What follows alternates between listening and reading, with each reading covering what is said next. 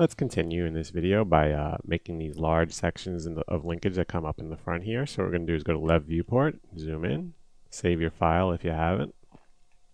Okay, and what we have is a couple of, they're almost like square beams that guide this piece. So first thing we're going to do is go to Geometry, Create Geometry, Box. Let's just click and make a box that matches the purple part on the blueprint. Give it a little thickness. Let's go to Perspective to see how that looks. Okay. Left Viewport. Let's name this right now so I don't forget as Guide-01. And let's shift and drag it down to the position in the other box, just like that. Okay. Grab them both. That was a control click on the second object with the first object still selected. Let's exit isolation from earlier.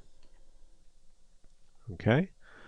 And now, if you want to, sometimes a good idea, you hit the space bar, and you'll see there's a lock, and that means that my selection is locked, so I don't have to worry that when I go for this move tool, I grab something else and move it by accident. So we're just going to pull this out just like that. There we go. Let's go Left Viewport. That looks right. Again, this is something you might need to do more research on. I couldn't find a great amount of reference for exactly how these parts work, so I'm going to move them just according to how I think they should be.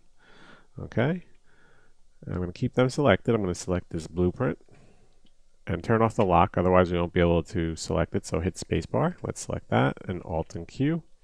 There we go. And now what we have is this square with a pivot.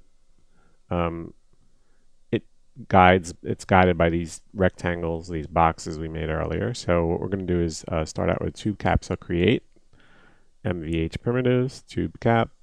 Let's go right in the center of it and just drag this out just like that. Let go of the mouse button and inset a little. And that looks good. I'm going to make it 8 segments and convert it to an editable poly. Okay, let's hide these guides for now because we moved them. We're going to adjust things as needed. Hide selected and re-select that tube cap.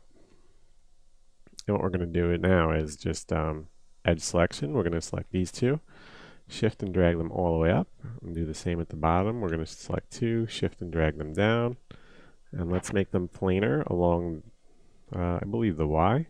There we go. Let's do the same at the top. Alt and L for loop selection, make planar Y. Okay. And now what we'll do is grab these two and shift with the move tool, drag them back just like that. And we'll do the same at this side, shift, drag them that way. Okay. Next, let's just let's do it this way. Select these two. Let's shift drag them as well. Let's make them planar along the X, just like that. Okay. Go to vertex sub-object level, and let's just weld these verts. Those two right there, and these two. And we'll do the same on the other side.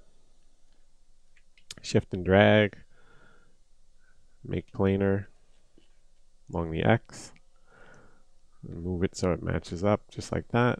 Go to vertex sub-object and let's weld right there, and again right here. Okay. Let's go to perspective really quick. And what we could do is, let's see, Alt R, ring select that end, and we're going to do connect. Control Shift and E works fine. Let's do it at the other side. Alt R and Control Shift E. Let's do the bottom and the top as well. Okay, and now we'll just add a shell modifier. So shell is right here. Give it some depth segments. Make it a little thicker, and let's add a turbo smooth on top. Okay, and you can see the pieces starting to take shape. I'm going to pause the video and pick it up in the next lesson.